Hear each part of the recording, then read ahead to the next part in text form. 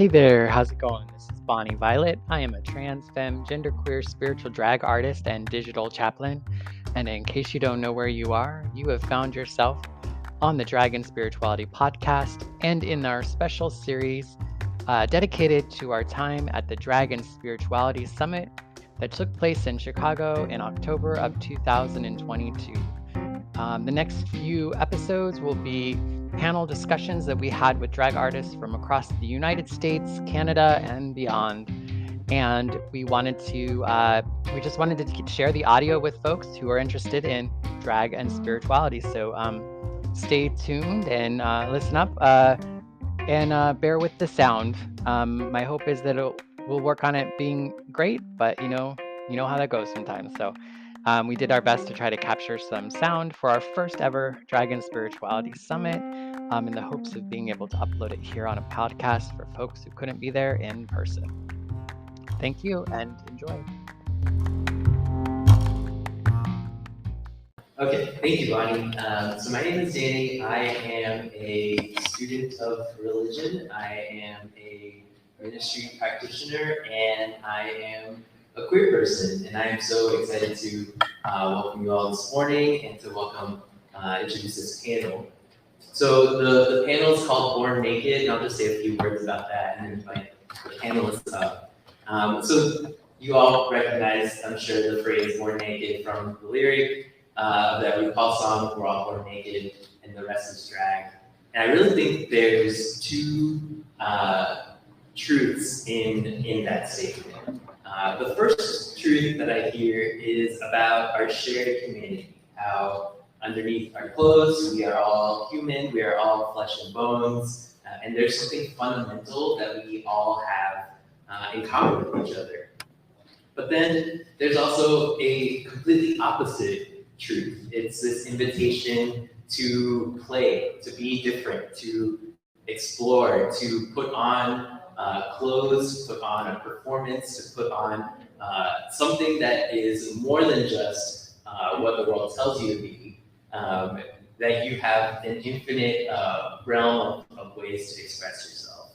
So that's what we're going to talk about today. It's really that tension between what we have in common, what we all share together, and how that is expressed in our traditions, in our spiritual traditions, but then also how we resist. How do we resist tradition? How do we express ourselves as individuals? And so with that, I am going to invite our panelists to all come up and have a seat with me, and we'll introduce them and get started.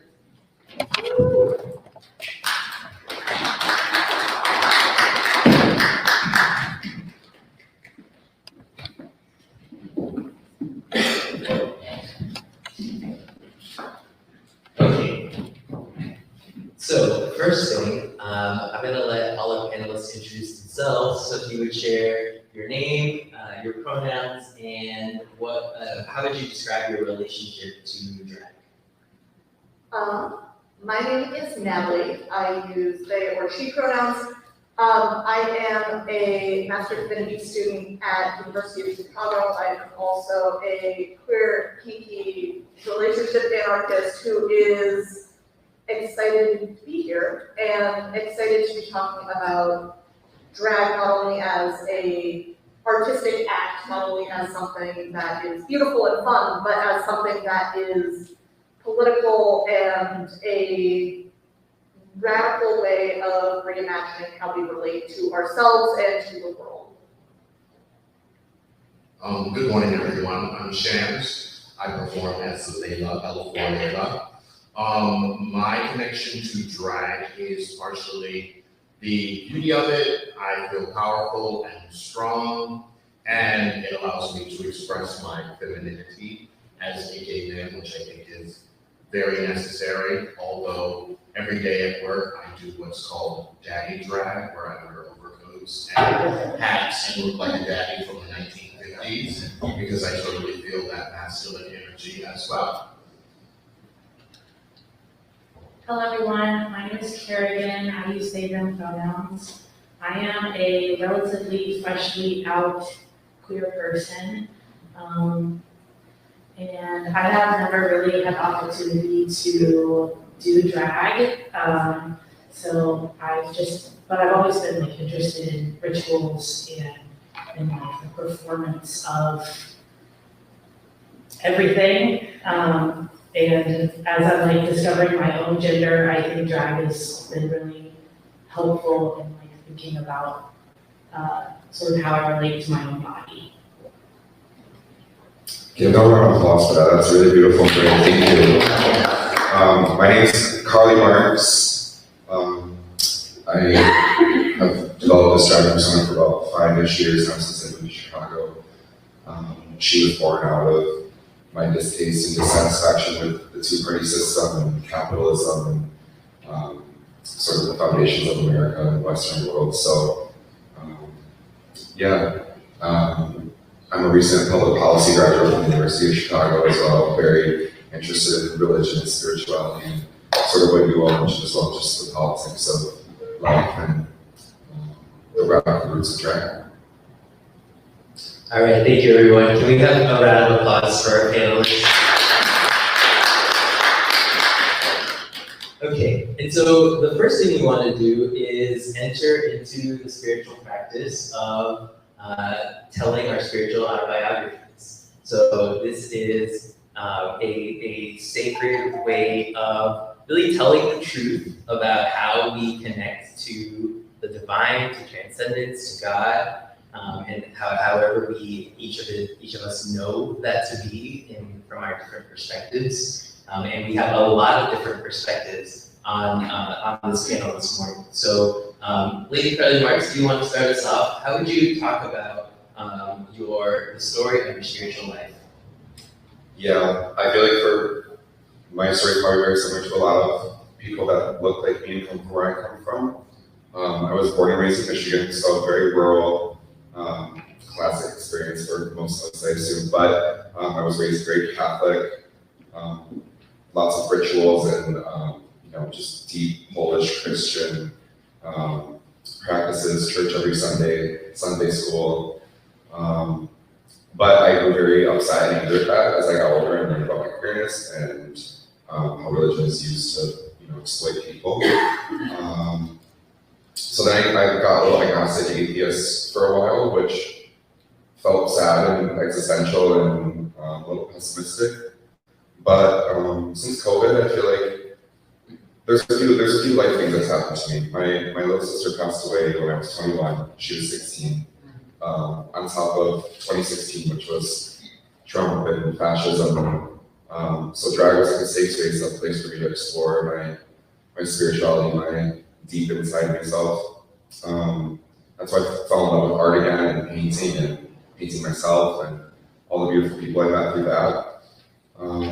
And then I realized that I felt so spiritual, I felt so sacred and connected to my body and my art, and I sort of reconnected with like those Catholic roots, but in sort of how I like to describe it as a queer mystic way. My confirmation saint when I was younger was St. Francis of Assisi, and he's just like this clown to me. Like he gave up all of his wealth and all his property, gave it away, and lived a life of rags, and nailed holes into his hands for the performance art of it all, saying he had the wounds of Christ. And I'm very inspired by like Lady Gaga and how she uses Catholicism and imagery and all that sort of symbolism and sort of reclaims it for queerness. So that's where I'm at right now with that. I think I have a similar story, at least with the growing up conservative. I grew up in rural Missouri, and my family moved around a whole lot. I think I'm 25 now, and I think I've moved over 20 times my whole life, which is kind of traumatic. And I think one of the things that really connected me was the church. And so I was a really big component in like the church. I've worked on the national level of my denomination, the Disciples of Christ. But I think I also have started to sort of disagree with the way that the church handles queerness and that's always been an issue for me. But I think as I'm like coming to terms with my own self and what I need and what I want, it's harder to truly identify as Christian. And so I've been recently calling myself historically Christian, because I don't want to erase the sort of connection that I had when I was growing up, because it was very important to me. But I also found solace in Japan and Shintoism. And so, as much as I would like to identify as Shinto, there are no Shinto shrines in this area of America. And I, as a white person, don't want to sort of go into sort of a Japanese-esque space, because Shintoism to me is very Japanese, and I want to acknowledge my whiteness in that. But I still like love the rituals and love like looking at that. So that's kind of where I'm at right now. Kind of a big question mark, with a lot of just like interests and things. Thanks for sharing, Kerrigan. I think question marks, Q, queerness, that's like, I feel like the space that we are called to occupy, and the gift that we have of being able to occupy that. So thank you for sharing that, honestly. Layla? I grew up Baptist, traditional Black boy in the inner city, Macedonian Missionary Baptist Church. I remember vividly getting baptized when I was like 4 or 5. So that's where I started. The queerness thing, actually, my mother was the first one to put me in a dress, and that was for Halloween. And I vividly remember it was like this skirt, and she put me in it, and I spun around, and it floated up, and I was like, wow, this is cool. And she was like, all right, little girl. And I was like, oh, I'm not supposed to like this. And of course, we go to the party, and everybody's like, oh, she's so cute, she's adorable, blah, blah, blah. And it's like, oh, it's my son. And I'm going, and it was just like, well, I'm pretty, I'm beautiful. And I didn't know it was something that I craved, but clearly I did. So beyond that, coming to Islam, I was really devout in my early 20s and whatnot. And then, when you're in your 20s, that's probably too young to be so strung out deeply on religion. It's good to have faith and know things, but to be just so sure of everything. So it didn't work out, and I went into my whole agnostic phase too. And, studied other traditions and this and that, but it called me back, and I just had to find my place in that vacuum, if you will, because it even exists in Islam, and that's what I'm here to share, hopefully, with you. How would you, one follow-up question, how would you describe where you're at now? So you talked about this kind of the journey, and where would you say you are at now? Spirituality, I definitely identify as Muslim still. I see the Quran as the perfect word of God, but the whole thing of the traditions, I really question that, because in Islam you have the Quran, and then you have these other books that are supposed to be the things that the Prophet, peace be upon him, did. And I'm like, well, you wrote all this stuff down 150 to 200 years after the Prophet died, much like the New Testament of the Bible. So how can this be perfectly valid? And I think that I can find my way to the one just like anyone else. Thank you. I come to religion and divinity school kind of by a circuitous path, in that I grew up without a lot of religion. I grew up in the Bay Area in California to queer hippies. And I went to more pagan circles growing up than Christian church services. And so moving into this space as I got older, where I started to question ideas about, well, why is religion bad and evil and all of these things that I was told both explicitly and implicitly by my family growing up. You know, Christians were the stupid people who just couldn't think it through. It was the opiate of the masses kind of thing. Obviously, I don't think that now. But having to grapple with those ideas about why do I believe what I believe? And how can I relate to the divine spirit, the transcendent, or if you want to frame it as the divine in all of us, something that is more than we can explain, whether we call that God or something else. How can I relate to that in a way that isn't rooted in these judgments and spaces of toxicity and violence, and instead come to a space where there is room for multiplicity and room for lots of different kinds of expression or non-expression, and not just leveling those things out into, we're all the same, man, but into something that truly acknowledges and embodies the complexity of all of our different beliefs. Everyone on this panel believes something slightly different or radically different, and all of those things can be equally valid and true and distinct and unique. So I think a big part of my journey has been trying to get language to articulate that diversity and complexity. And for myself, moving through a space where not only am I acknowledging that for myself, but being able to move into spiritual care spaces and work as a chaplain and relate to all sorts of different people in my life in ways that are deep, meaningful, and truly honoring who the person that I'm with is. Being able to accompany people where they are, even if that place is very different from my own place. So that's something I continue to work on, and I don't claim I'm perfect at it yet, but I'll be trying. We appreciate your commitment to offering care in that way, because this is new, and I think we're all still trying to figure out how exactly to do that work. So something that we heard, I think, from every single panelist just now is that there was some point of tension between the self and your lived experience, your expression of who you are, and the tradition that you were raised in, or maybe a tradition you moved into, or a tradition that you encountered.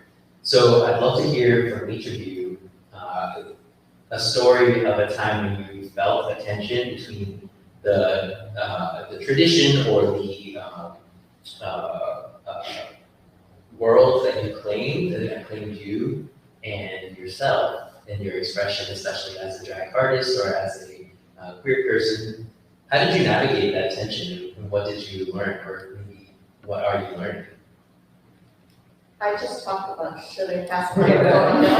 Who's feeling really connected to that question?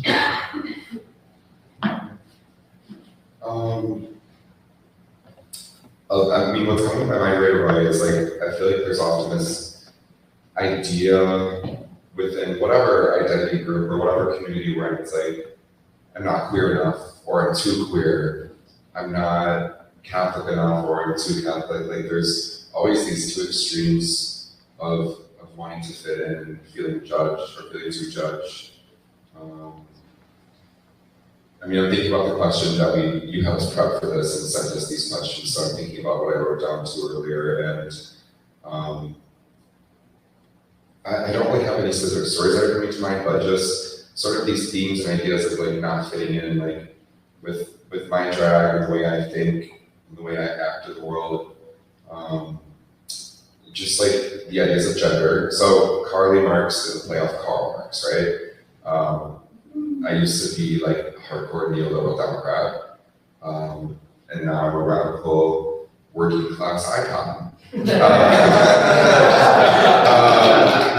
But even like within that, I feel like sometimes my drag is not accepted because it's not feminine enough, or because I am such a masculine presenting cis man. Sometimes I'm too masculine and too much in that sense. So there's lots of tensions no matter where I'm at, whether it's at a club or back home in Michigan. Just sort of finding that balance in life of what makes you happy, because I like what you were saying, like you're the one that has to live with yourself. I am my best friend, and I feel that sacredness, that divineness within. I wrote a quote down when studying for this panel by Audre Lorde, who was one of my who should be one of all of our inspirations, and who's done some really incredible deep political work in America. But self-preservation is the most radical political act, and I feel like that's sort of why we're all here today and together in this community, because we have this crave, we have this desire to relieve tension and get rid of this tension for not only ourselves, but the future of the children. Because we don't want them to live in that, right? Yeah, right, exactly.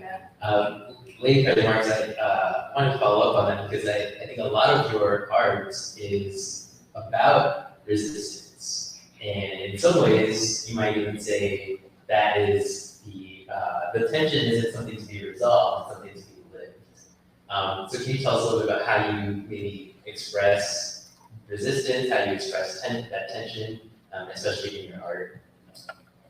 Capitalism is weird, complex, and an illusion. It's very magical and mysterious, and it's supposed to be that way. But I feel like I see this game that they're playing. We all know the game of capitalism. We have to play it every single day, right? But I feel like by playing this game with sort of the queer things that I like to do, drag, I can sort of turn it on its head, use it against them in a way.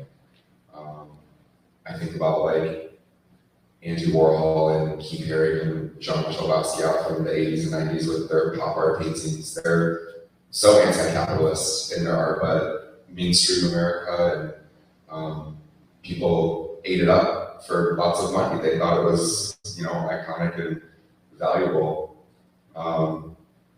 That's where I'm at right now with my art. My drag is very just like taking what they give to us, the people in power, and throwing it right back in their face and sort of mocking them with it. Thank you. Layla?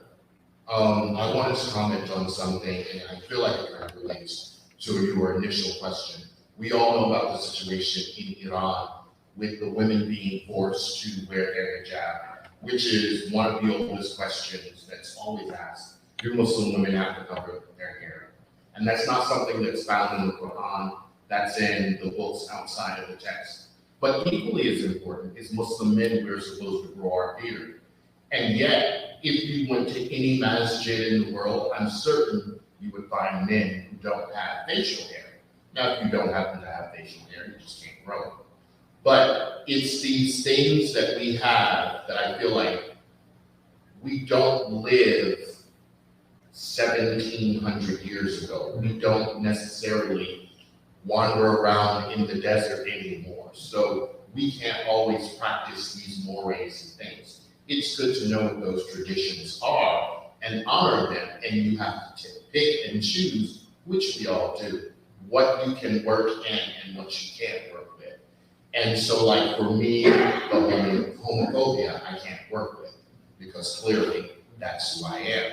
And even a lot of people who live in those systems, there is like, trust me, believe me, if you ever go to the Middle East or you ever visit, I haven't, but I've watched enough films, I've read enough to know that it's there. It's this undercurrent of queerness. And every time there's an uprising like this situation in Iran with women removing their headscarves, ironically, it's also queer people involved in that. And that's always the thing, that you always get those people who are the marginalized ones, who always want to contribute to this social revolution. And I think that we have to be comfortable in being in that space that, you're going to be a rule breaker. And you have to live with that if you're going to be here in the West or in the East or anywhere. And it's fine because you have to find the comfort within yourself. And once you get there, you can't love yourself. We all know how that one goes. I love what you just said there. You have to be comfortable being a rule breaker. Would you say that you are comfortable being a rule breaker? How would you describe your To a degree, I mean, no, I'm not gonna go as Layla to the masjid in the middle of Ramadan. That would just that wouldn't work. But, I don't wear nail polish all the time. And I guess you have the Easter Christians, those who only go for Easter Sunday service. I only go for Ramadan. I make my prayers. I can't really fast anymore because I'm diabetic. So I make it work for me. And I just want to share an interesting thing. There was maybe like 3 years ago, I'm never late for service when I go. It's like I was saying, regimented military being on time. And I literally get to the masjid, the mosque, and the imam, who's one of the guest speakers, was talking about, if you need to break your fast, break your fast. And it was like, what? I'm, feeling guilty because, well, you haven't been fasting, and and it's like, wow. So there is this connection with the divine. If you're looking for the signs and you're open and you're honest, you'll see it. And that's a hard thing for us, especially as queer people, because we're always asking, am I doing this right? How do I look? How am I presenting? So it's very important for us. Amazing. Thank you. Thank you. I think a lot about the idea of spiritual drag. And that's something that I think I identify with, even though I'm not a drag artist. I spend a lot of time pretending to be spiritually something that is very untrue to myself. I navigate a lot of spaces where, everybody just assumes I'm a nice Christian girl, and that's not, that is very far from my reality. As you might guess. One to clarify, this is because you're a chaplain.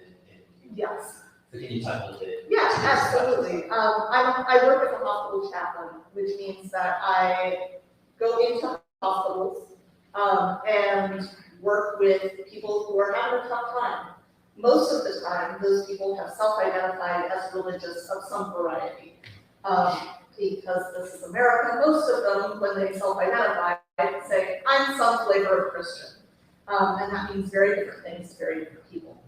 But it means that I spend a lot of time talking to people with different beliefs from me.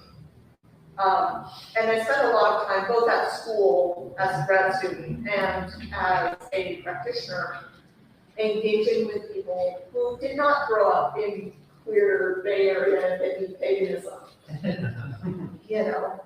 That's a very particular place that I come from, and it's a place that I think, especially within the queer community, and especially where the queer community and the religious community intersect, that's kind of like the mythical sacred place where you get to grow up with, two moms who love each other very much and under the redwood trees, without a lot of enforced mandatory Christianity. But for me, I find myself having to sort of navigate backwards into these spaces that are so common for so many of us, but not for me, in that I didn't grow up with enforced Christianity. I didn't grow up being afraid of who I was in the context of religion. In other contexts, sure. But religiously, that was never something that was a question. I grew up watching the San Francisco Pride Parade. There are all sorts very visible in my life from a very young age. But having to now move backwards into these spaces and say, no, I am here, I am queer, and I deserve to move through these spaces where nobody can recognize that, or nobody wants to recognize that, because it's not expedient in those spaces. When I talk to somebody who's on their deathbed, they don't care that I'm here and I'm queer. They want somebody to hold their hand. And so I find myself often putting large portions of my identities into a box and finding ways to make myself smaller. And I do that sometimes by choice and sometimes by necessity. but it's something that I think about a lot. And it's something that, especially in loud, proud, queer spaces, I want to talk about more, because I think that a lot of us do these kinds of drag to blend in and pretend or be smaller or survive. And we talk about them with shame, we talk about them with great sorrow and sadness. But I think there are also ways that we can talk about that as a kind of performance, as a kind of drag that says, yeah, this is one way that I can relate to people who don't share my beliefs, who don't understand wearing glitter and sequins and screaming from the rooftops, I am here. For all of the people who don't claim those identities, or who don't claim those identities loudly and proudly, how can we continue to be with those people and make ourselves accessible to them in times of crisis and need for them? And I want to be clear that there's a distinction between doing that as an act of service or as a choice versus doing that because you're required to, or because there is a threat of violence or of persecution or all of the things that we all know often come with queerness and visible queerness. But I think that navigating that and going back and forth and playing with those boundaries is something that is fascinating to me. It's something that I spend a lot of time doing, whether I like it or not. And I'm trying to find ways to be more comfortable in that fluid space. Thank you. I wanted to, as a chaplain, I think that's always been like one of the things that I wish. That is like a really noble profession that you're going in and helping these people in your transition to what comes. And I hope that you don't feel that you're putting yourself in a box, because there is something to be said for taking self-care, but then also to help care for another soul as it's leaving this world. That's really awesome. And wow, I'm like goosebump. That's amazing. Carrie, do you have anything you want to add about this idea of resistance, tension? Yes, I've kind of felt it my entire life. I haven't really acknowledged it until recently. I think along with sort of the trauma that I've had and like coming into being a queer person, I'm in this stage of my life where there are these boxes, but I don't really know what the lines look like. And I don't know how thick or thin they are. And so I'm kind of exploring where I begin and end, and sort of what my interests are and like what my faith is and all of the like boxes and everything. And so I really appreciated this idea of just queerness, and queerness as sort of an all-encompassing sort of thing. So I like maybe asexual, but like, am I romantic? Am I, all these different like levels of where the box really is. Like, am I these things? Am I not these things? At some point, it doesn't matter. I mean, it does, but at some point it doesn't matter, because I can use this box of queerness to find comfort and just identify as everything is queer. So what is my gender? Queer. And what is my sexuality? Queer. What is my religion? Queer.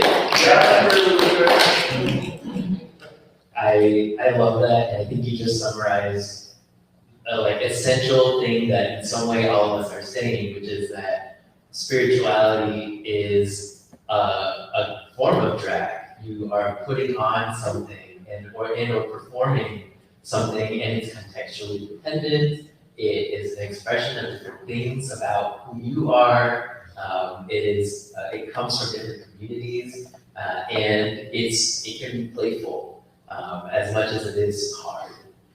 And so I want to spend a little bit of time on that playful part and turn the conversation more in that direction. Because at the end of the day, drag is a real gift. And at its best, spiritual life is a gift to you as well. And so I want to hear from you all, in what ways have you been blessed, or have you, do you have gifts in your life from drag as an art form, from having an intentional spiritual practice? How would you describe the blessings that come out of those aspects of your life?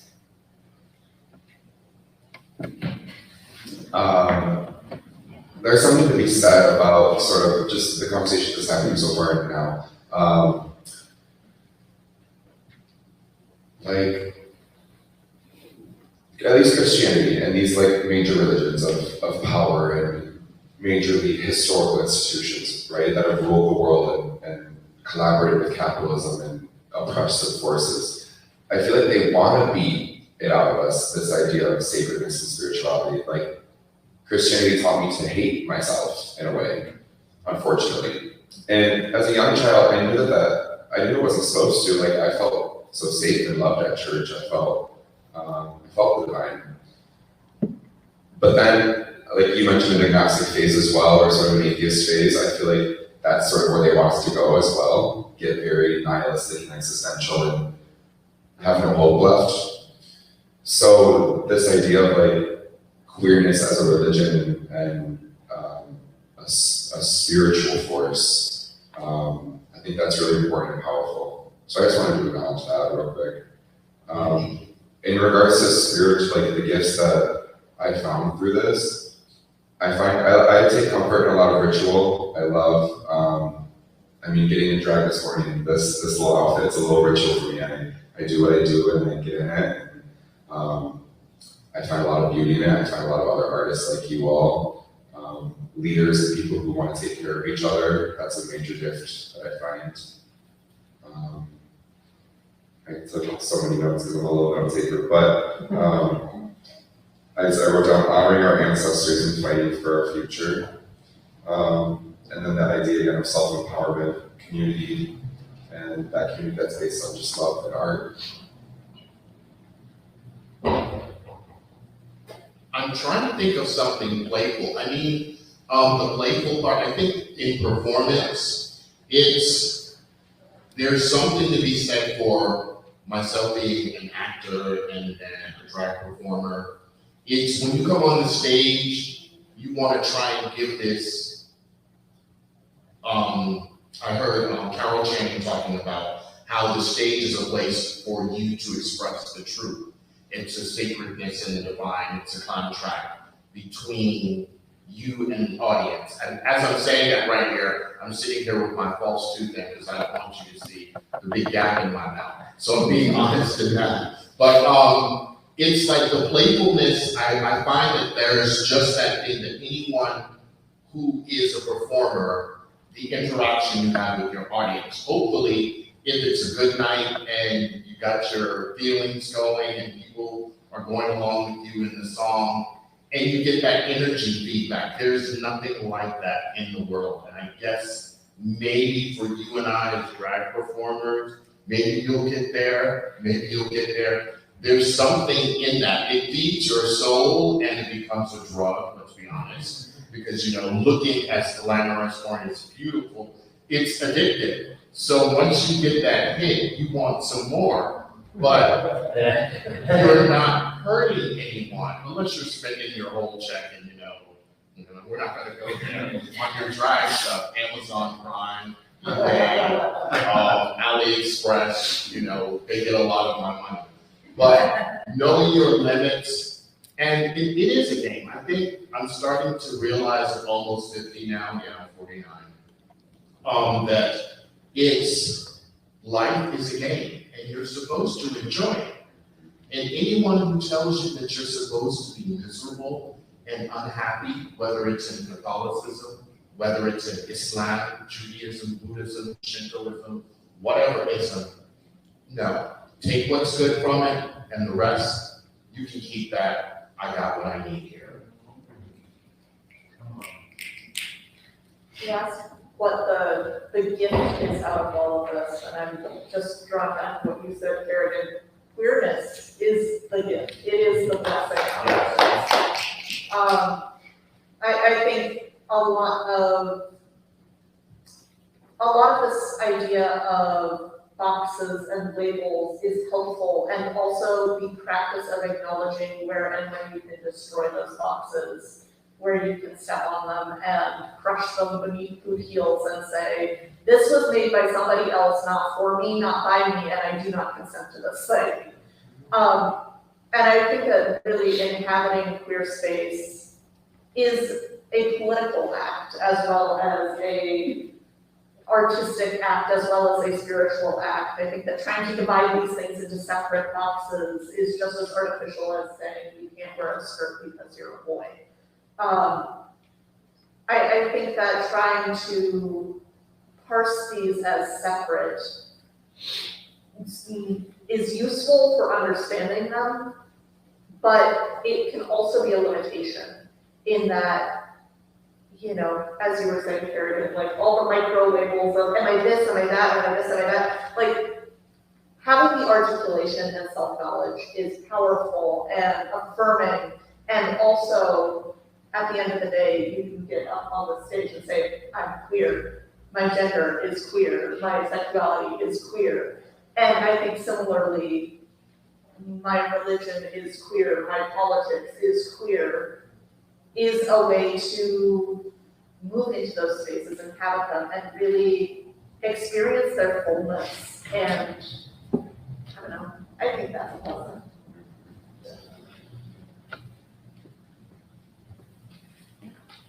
Yeah, thank you. Natalie, while you're talking, I was thinking about sort of embodiment and like embodiment as a blessing. I think one of the micro labels that I'm considering thinking about for myself is not really a micro label, but a big label, trans. And so as I've been sort of dabbling in that identity, of course, doing research and everything, looking towards TikTok to find some good TikTokers or YouTubers or just like different things, because I've had limited access with queer communities and queer spaces. I found that sort of where I am in my body is a blessing. Even though I have dysphoria with certain things, or different types of dysphoria and everything, I still find my body to be beautiful and my body to be sort of this, I mean, it's a place that I inhabit, so I might as well like it, I might as well adore it. And so I've been trying to sort of find the sacredness in my own flesh and sort of the playfulness in that. So like tattoos and like clothing and like what, you know, not really minding. I think because of the queer label that I've adopted, and I used to identify myself, I'm more free to not have to think about how people view me, because I do realize I have breasts that people obviously will see, and it doesn't matter if I bind them, they're too big. And so people will call me she, her, and that's not something that I can control or think about. And so I've been trying to sort of be playful in my own self and do things for myself, because that's something I haven't really been able to experience. And finally now, as a queer person, I feel like I can experience myself. Yes, I love that. Thank you. So I actually have one more question, and then we're going to open up to questions from the audience. And this is specifically for the two drag artists on the panel. How can we support you? How can we support you in your flourishing, in your spirit, in your art? What would you want the audience here and the audience online to know about how they can be allies and supporters of your work?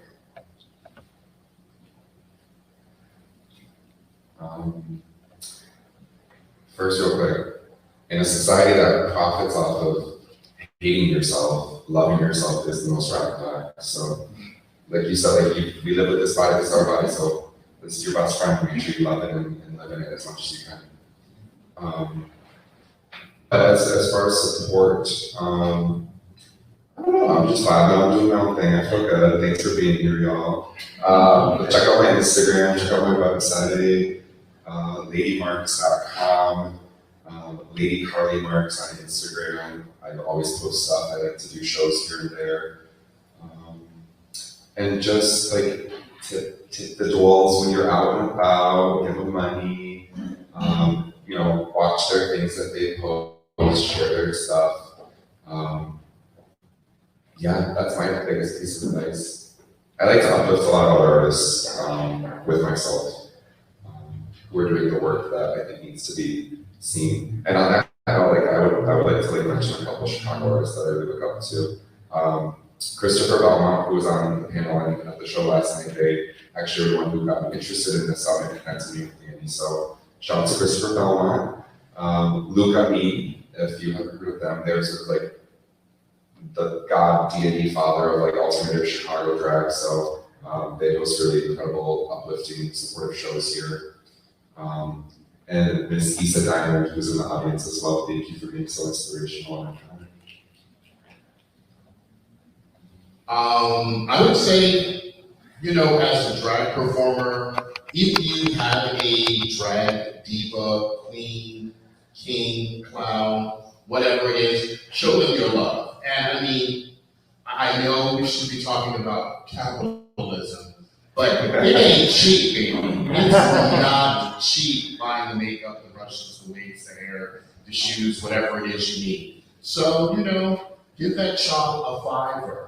That's all I'm gonna say. A $5 helps. You know, I did a show on the Green in New Haven for Pride, and I'm doing my thing. As I said, I'm almost 50, so I'm not out there twerking and dropping it down low and trying to scrub the floor with my wig. That's not gonna happen. I didn't do that when I was 20, and I'm not gonna do it when I was almost 50. And you know, those little kids out front, they're just kind of like, yeah, like, oh, I just want to go and hug them all. And then there's the other people, and just like I said, on the New Haven Green. And you're like, well, are they feeling me? Are they not getting the number or whatever? And I come off stage, and this one guy comes, oh my God, you're amazing, and blah, blah, blah. And he handed me a 20. And I was like, oh. So, you know, I don't know if he was expecting anything else. He wasn't gonna get anything. But nevertheless, and yes, on social media, I think I have my Instagram is I am Layla the Magnificent. Yeah, oh, stop. No, stop. No, stop. So yeah, support your queens and your performers. As someone said yesterday, and it like hit something in us. It's like we are the priests of and priestesses of our community. It's like, and I was like, wow, it's so true because we're ministering to people. And you never know that song of heartbreak that somebody performs, or that new Beyonce jam, or insert diva name here that I'm too old to know about.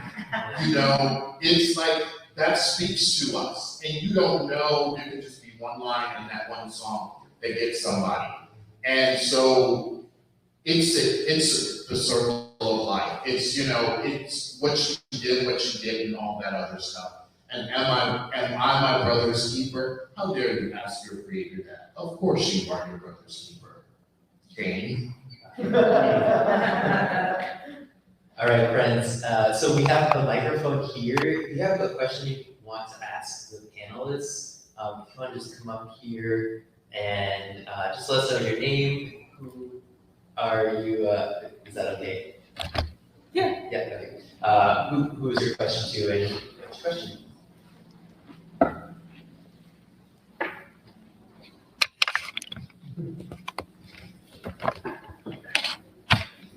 Don't be shy.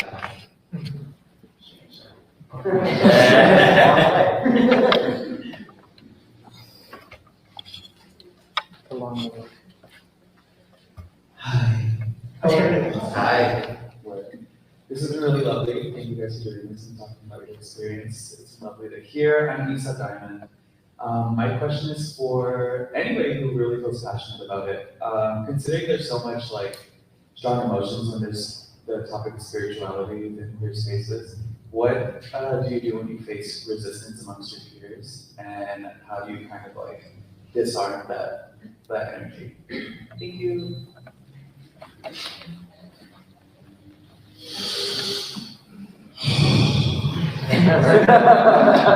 That's what I do.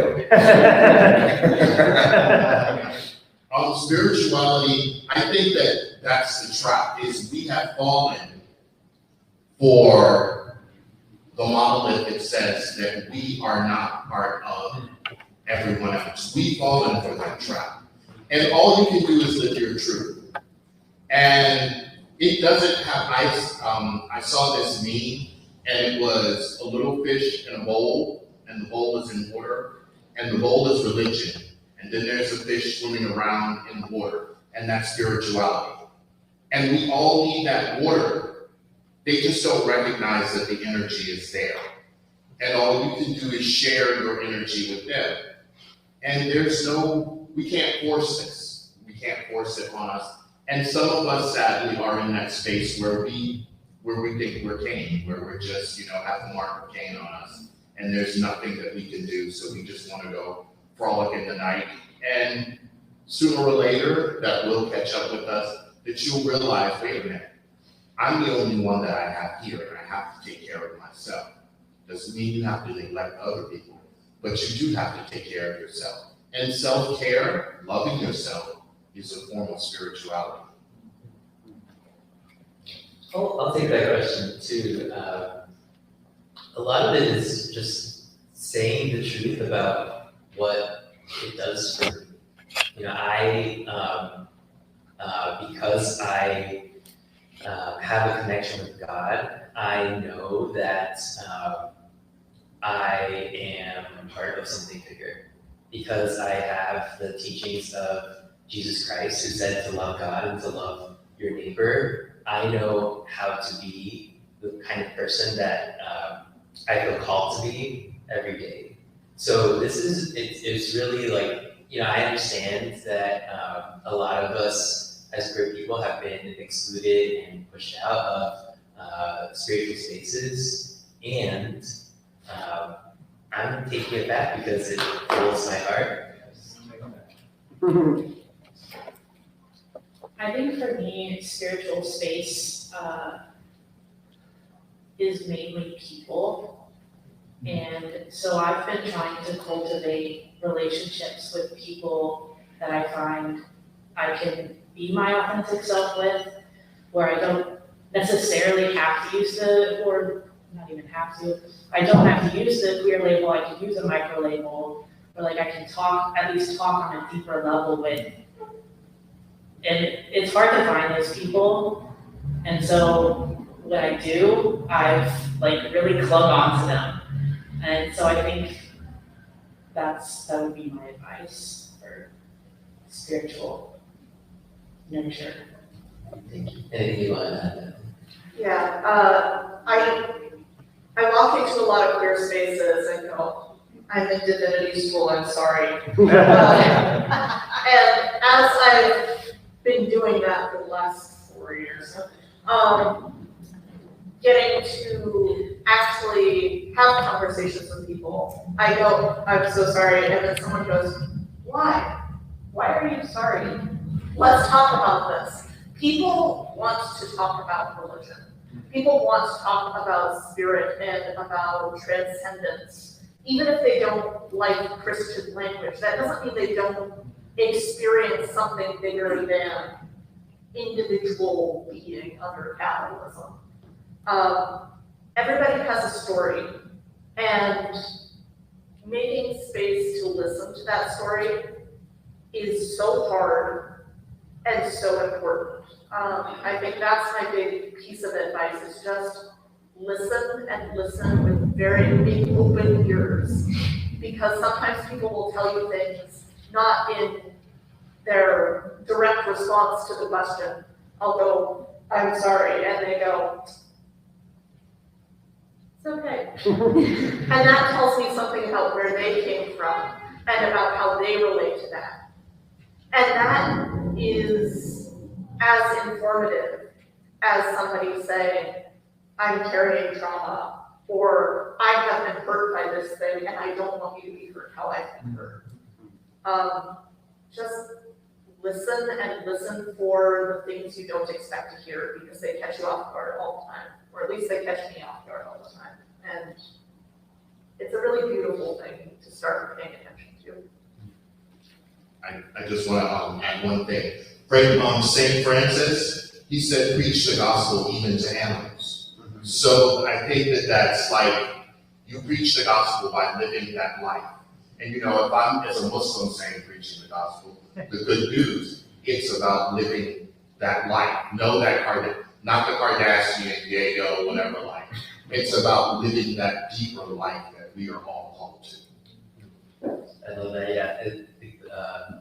There's maybe another St. Francis quote that's preach the gospel, use words when necessary, right? So it's like, use your actions too. You don't have to talk about it. Any other questions from the, oh, perfect, come on up. Cool. Hi, my name is Chris. Just really simple question, maybe something more fun because we've been talking about saints and we've been talking about lots of really important people in queer history in the last few minutes, but I'm curious if there are any individuals that you think you would nominate using Catholic parlance, who you would nominate to be like a queer spiritual saint. Who should be individuals that should be part of this kind of like queer spirituality canon? Like I would say like James Baldwin probably, Divine, like any individuals. I'm curious who you would nominate for that kind of role. That's such a fun question. I was gonna say Baldwin, so thanks for stealing that. That's my preference, which is why. Okay, do you want to talk a little bit about why? Like, I say this knowing that I need to read more James Baldwin. But living a deeply queer, unapologetically, loudly queer life in spaces that still don't often know what to do with James Baldwin. I think that we need more of that in this world, and we need to uplift his fire and spirit and love in ways that we do, but not enough. Yes, definitely Baldwin. The Fire Next Time, Giovanni's Room, those things. And I had actually said this to a friend of mine who's Muslim a few years ago. And in Islam, there are saints too. They're called wali. Maybe not so much in the Sunni tradition, but people who are thought of as exceptionally holy. And I had expressed that to her once, and she kind of looked at me and she said, well, you have to change some things, and I don't know if it was whatever. But I think that all of us should be aspiring to sainthood. Mm-hmm. I mean, like literally, if, we're here in this Christian space, the saints of God. And that's what we should all be aspiring to. But that's hard, when it's, you're talking about loving people who you don't want to get along with. Just want to pop them in their head sometimes because they just don't get it. But if we're all on this journey, I think that we should all be aspiring to that. It's hard. It's not easy. It's not easy. And yeah. It's okay if you don't have this. I have a contemporary nominee, Lady Gaga, who's already come out today. But I really think she's yes, been this boldly queer Catholic person in a mainstream way, right? In a really accessible way where people can understand it, and I love that. I just wanted to jump back 1 second and say that it's not necessarily about achieving sainthood, right? No. Like, Lady Gaga is a great example of someone that has done all of these really loud, bright, accessible things, and has also garnered a fair amount of vitriol and sometimes justified questions about, like, what are you doing? Why are you doing that? Stop doing that. And I think that that's a good microcosm for all of us in this idea of aspiring towards being our own saints and being saints for all of those around us. We aren't going to do it. We aren't going to succeed. And that's okay. We don't need to hit the big bullseye in the middle of the target to have the thing be worth trying. It's the orientation and aiming towards that kind of goodness, even if it's hard, even especially when it's hard, and especially when we fail, to keep aiming towards that thing. Because I think that that's the direction of growth and care for each other. I do have someone from my, the disciples tradition, Santa Jaw. Yes. Also great people that who they are. This is great. They've written a bunch of books that I, of course, all own and have signed about like ancestors and things like this. And I think it's really good to have sort of, if queerness is a religion, what does that mean? And sort of the adoption of different faiths and different traditions, rituals, and ideas into sort of how can we make this queer, or how is it queer already? And on that note, I think that we can aspire to be saints, but I think we should also think about what saints we already hold. It's the question, like, who is this, who are the people that you think about when you think about the word queer?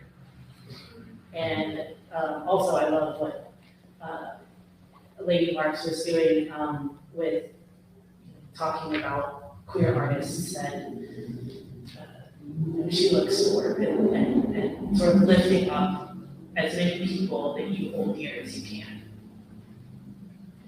I know we gotta wrap it up quickly, but I'll just mention a few that have inspired me throughout the years. Gaga, Warhol, Basquiat, Frida Kahlo, a lot of artists, activists, drag queens, and performers from history.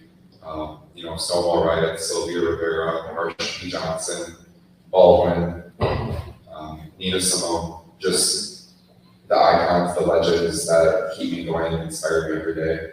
Always studying, always learning from our ancestors. Yes, thank you. And we will be the ancestors also. Yes. Politicize Carly Marx's death someday, please. Use me for the revolution.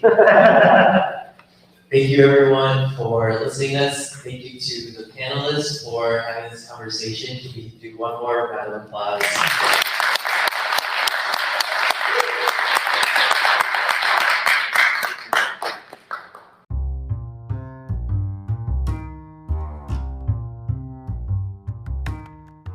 Hi there, this is Bonnie Violet again. Thanks so much. We really hope you enjoyed our panel discussion or the plenary or whatever part of the Dragon Spirituality Summit you just listened to.